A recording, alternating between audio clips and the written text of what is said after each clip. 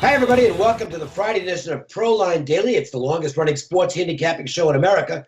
Direct from Las Vegas, Jim Feist is here, and I'm Dave Cokin.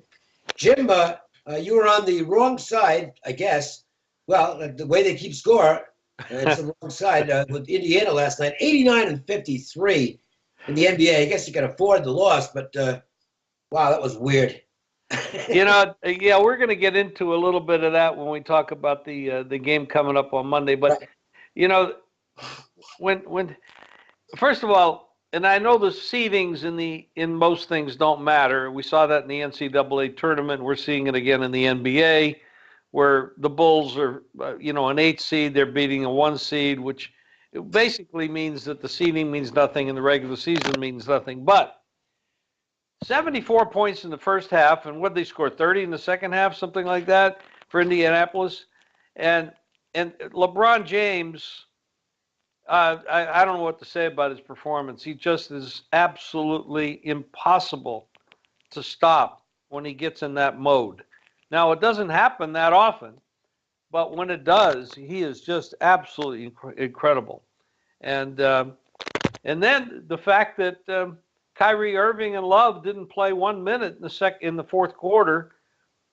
They were very impressive, but we have to remember, in my opinion, that Indianapolis is a lower seeded team, and they don't have a lot of great talent surrounding Paul George. There's some good talent, but it's not great. And when LeBron gets going, you need some great talent to stop him. They did not have it, and of course they choked. They didn't. Indianapolis choked. They could driving the ball to the basket. They couldn't do that. They couldn't hit a jump shot. It was absolutely incredible to blow a 26-point lead. But anyway, this is Fan Appreciation Friday. I've got a $500 High Roller Platinum. That's right. It cost $500 to get this. But maybe it's because I blew that game last night with Indianapolis. I'm going to have a Fan Appreciation Friday, $10 for this $500 play by calling 866-546-9467. Sounds pretty good. I've got 2 baseball games that I like quite a bit tonight, and those are both online right now. Or you can get those 2 games and my NBA, NHL, and Major League Baseball for the next 5 days for $25 at 855-472-2577. Expect me to have a good night tonight. So those of you who call, you should expect the same. 855-472-2577. Well, let's look at a few basketball games over the weekend. And we can start with tonight's action. And Houston is at Oklahoma City. Houston and Oklahoma City, the Thunder are 2-point favorites in the game. That's where it opened. There's been very little movement in this game. I think I can buy Oklahoma City being the favorite in this matchup. They came out of game 2, I'm sure, feeling pretty good about themselves. And I would give Oklahoma City a decent chance to win this game, but not enough to lay money on it. Well, the problem here is Houston has had their number. The other night, Oklahoma City comes out and opens up a 15-point lead. Westbrook is Westbrook. I mean, he can get all the criticism in the world for being a ball hog and et cetera, and looking at his own stats and egomaniac and all the stuff that you read in the media. Bottom line is he's a great basketball player. And he doesn't have a lot of great talent around him. He's got role players, and role players are necessary. But you do need someone else to pick up the load on the offensive side when he takes a little bit off, takes a couple plays off, or sits on the bench for a while, or heaven forbid gets into foul trouble. So they're not well balanced in that regard. They're not a great team. He's a great player. And the question would be, would he be a great player if he had a team with balance? But that remains to be seen, and that is not my problem. The question here is, can they beat Houston even straight up, forgetting laying in points, because they haven't done very well in that regard. Houston is been able to handle this team very consistently in the last 10 or 11 times they've met. There is another game going Friday night, and I was not going to talk about this, but there's an injury here, and I'm really shocked that not enough people are talking about that. Rajon Rondo broke his thumb, and he's not playing. And this game opened Chicago 1.5. It's now Boston 2.5, and that's totally based on the injury. You have any thoughts on the effect of Rondo not being in the lineup, Dave? No, I think it's an overreaction. I would not favor Boston at this point. So I think, and I don't think they would have been the favorite had it not been for the injury. So I think it's a bit of an overreaction myself, Jim. I agree with that. One of the things that I kind of get off script when I do this stuff, but Danny Ainge was criticized heavily for not making a big move at the trade deadline. The other argument was that if he'd have gone after Paul George or Jimmy Butler, which he possibly could have gotten, and we don't really 100% know that, but if he could have gotten them, I'm not sure, and I don't think the management there at Boston thought that would have been enough to overcome the Cavaliers this year and to do some damage in the finals. But so in that regard, they didn't give up the draft choices in the positions that they now hold, and that potentially will make them stronger, a lot stronger going forward with the draft choices. And there's some good players coming out of college this year that they can get. And the other thing is next year, of course, LeBron will be a little bit older, and maybe you have a chance to get by him. I'll respectfully disagree. I think if you have a chance to go for it, you go for it. And besides that, the way draft choices work out in the NBA or in any sport, I'll take the proven quantity over an unknown prospect. If they could have gotten, the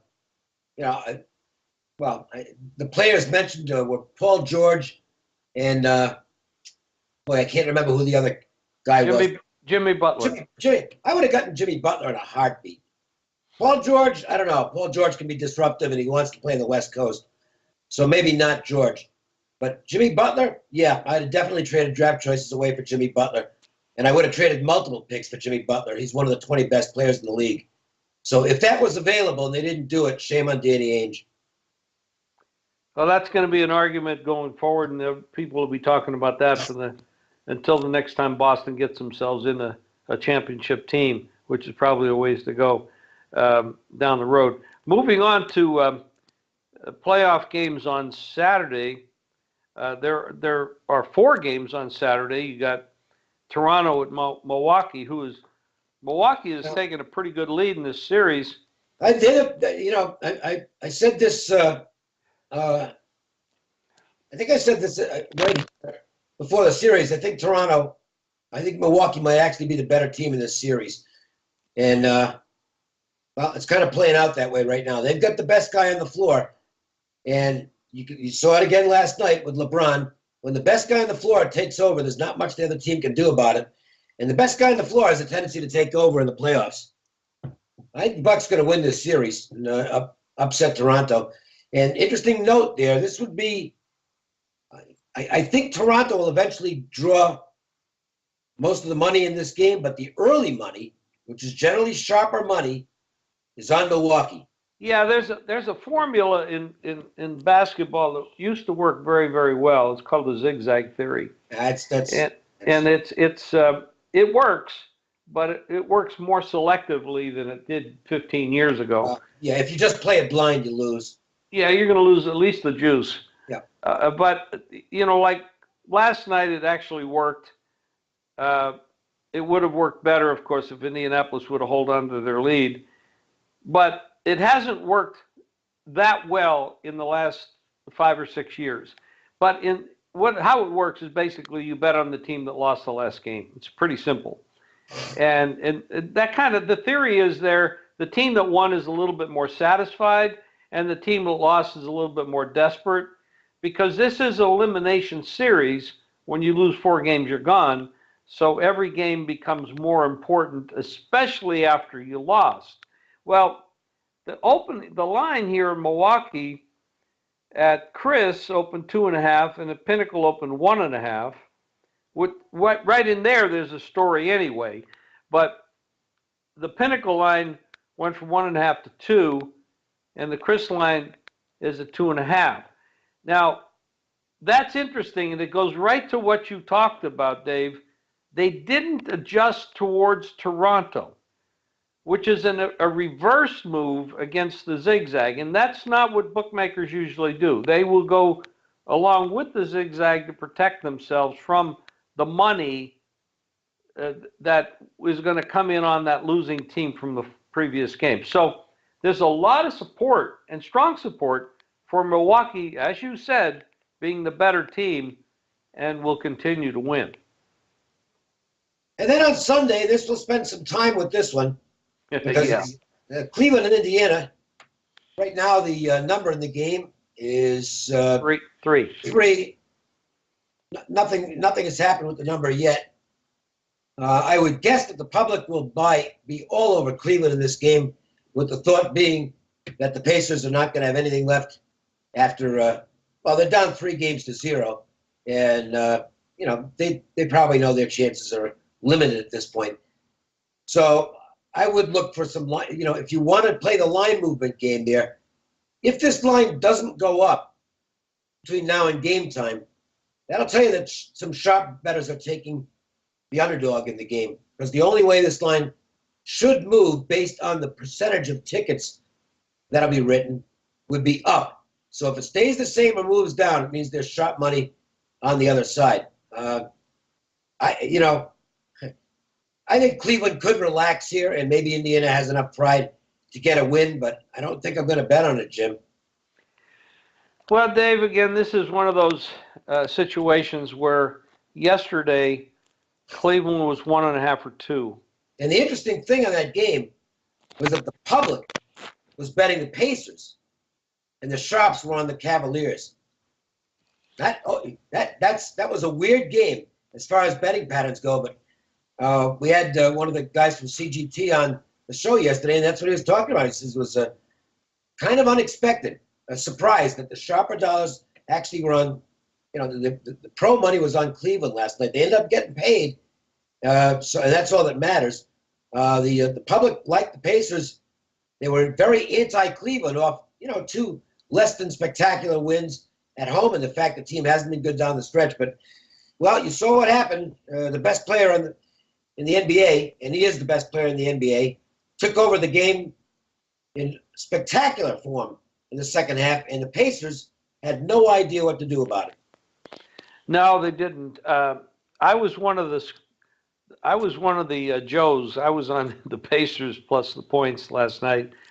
Was looking pretty good. I'll say. Scoring, 26-point lead, scoring 74 points in the first half. But, I'm a guy that sits in front of the screen through all the games, and I have live betting that I take advantage of. I was worried when the halftime line came out at 6. Cleveland was 6 at the half, and they were down 25 points at the half. And I'm saying to myself, Cleveland's going to cut into that. So I did put some money on Cleveland. Now, not anywhere near what I had on the Pacers for the whole game, and then they come out in the first 5 or 6 minutes and they outscore the Pacers 13-3. You got to start worrying at that point. Well, I didn't start worrying. I started betting.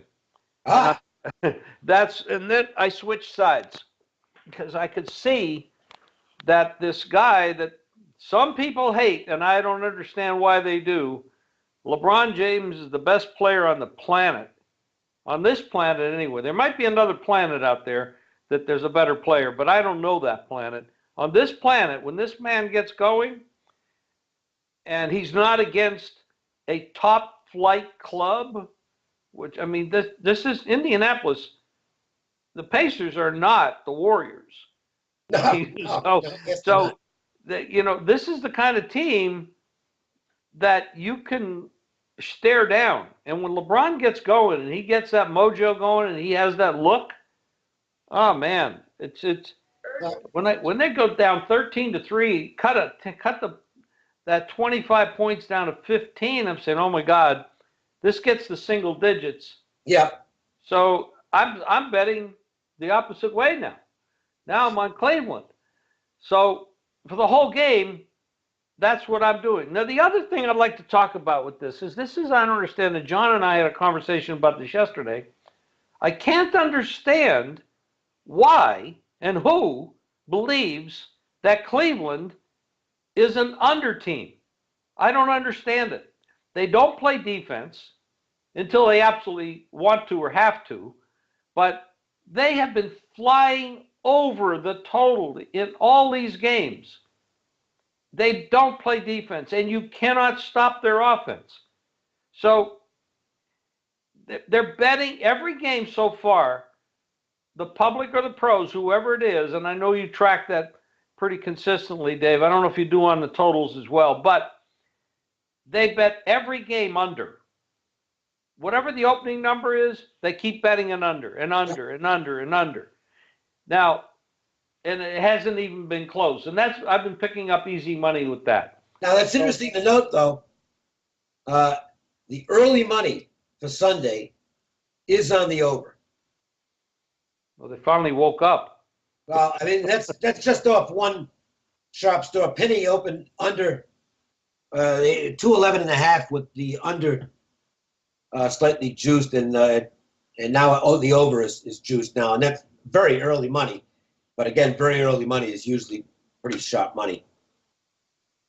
I mean, I'm not going to give away the store here, but quite honestly, I don't know where Indianapolis finds any confidence. No, I don't either. To come back in this game. And this is one of those reverse zigzag things. Cleveland was only 1.5 and 2 yesterday, and now they're 3. Yeah. So and I think it's going to go up. I really do. I think there's a real chance this goes to 3.5 or 4.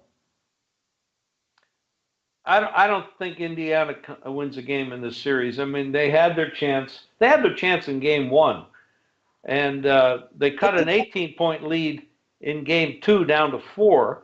Well, that game they were behind all the way, but they could conceivably be up 2-1 in this series, and instead it's 3-0. It's kind of, we just saw something similar to this in the NHL on the Anaheim-Calgary series, where the Flames, they actually could have been up 3-0 in the series. Instead, they were down 3-0 in the series, and they didn't play very well in Game 4. Let's put it that way. I mean, it was a close game on the scoreboard, but the Ducks were the better team. And I would, once you get it in your head that you can't beat a team, you generally won't beat a team. And I suspect Indiana's in that category now. Yeah, they got to be looking at themselves and saying, hey, guys, they had some problems in the clubhouse before this last game, and it actually worked in their favor the way they played the first half.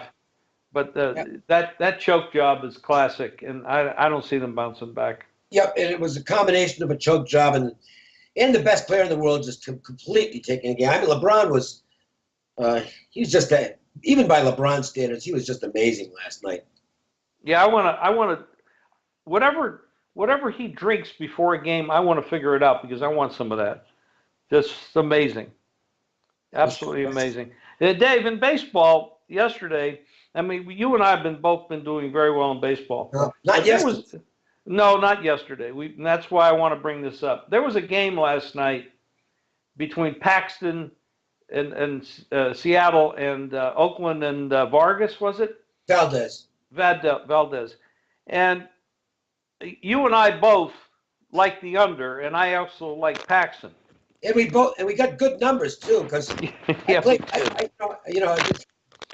like getting closing line value, but it doesn't always mean you win. It just means you lose less. We both had under 8 in that game.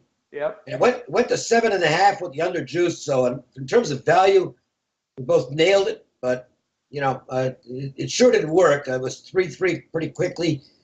Paxton had a bad game, and and Oakland ended up, scoring a ton of runs. So if you're going to lose, you may as well lose big, and we sure did. Yeah, I wanted the key on the Valdez. I don't know much about the young man, but I know quite a bit about you him. know quite a bit. And what did you see coming into the game about him, and what did you see after the game or First of during all, the game? he's not a young man. He's 32. It's a Dave, compared to you and I, well, no, I mean, yeah, it's baseball. Yeah, I understand. not exactly a rookie. No, Right. he was in the majors in 2010 for a brief amount of time, and that didn't work out. And eventually ended up in the Mexican League, and he hadn't done much there until 2015 season. Something happened, and he started pitching pretty well. And then the Astros signed him to a minor league deal prior to last year, and he went out and he had an absolutely phenomenal season in AAA. I mean, it was phenomenal. 12-1 with a low ERA. And if you're in the Pacific Coast League and you've got a low ERA, because that is an incredible hitters league, that's impressive. He walked less than one batter every 9 innings. Then the A's signed him to a minor league contract this year because the Astros didn't protect him, so I guess he was a free agent. And might have even been a Rule. No, it wasn't a Rule 5. He got off to a good start with Nashville. They brought him up. Well, it didn't work out very well. I'm not going to write him off based on one start, but that wasn't very good. And Paxton, who's been absolutely great so far, well, he wasn't great last night. No, he was 21 innings without an earned run. Yep. And they came in last night and he gave up tons. No, it was one of those things. Well, basically, betting is it's all about risk and reward, and you don't win every bet. But I'll tell you what, when you look at our records, both last year and this year so far, and going back to 20 or 30 years we've been doing this, it's pretty damn good, and our return on investments is strong. And Dave, I know you got some strong things, you got some strong plays, and you also have the free plays on a recorded message. Yeah, and I got the free play for our show today, which I will go opposite the line movement here. The Miami game, Marlins open 123. It's now down to 109. So it does appear as though the sharper money here is on the Padres, but I will go against the sharp money. I like the Marlins in the game. Padres, their numbers against lefties, jeez, I mean, they're just terrible. It's early season, so it's kind of a small sample, but this team against lefties, let me get the exact numbers because I have them written down here. They're hitting 187 against lefties so far. Obviously, that's not producing a lot of offense. And Miami continues to hit very well against righties. They have a better bullpen. And I'm not a big believer in Trevor Cahill. He really had his stuff working last start for a while. And then that was against the Braves. He was unhit. I think he had a no-hitter through 5 innings.